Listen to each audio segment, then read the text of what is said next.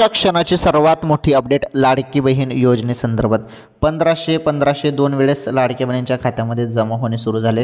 ही update आपण या व्हिडिओमध्ये समजून घेणार आहोत। तसेच बघा काय झालेलं आहे, भरपूर बहिणींना अपात्र यादीमध्ये टाकण्यात आलं आहे।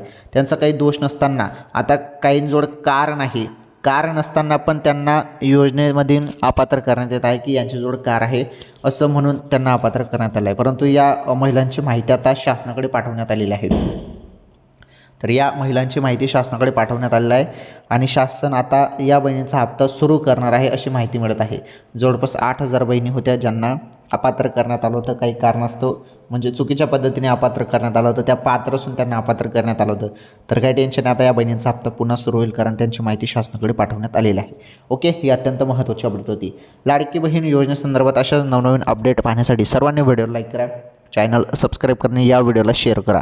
धन्यवाद, भेटू आपण पुढील व्हिडिओमध्ये।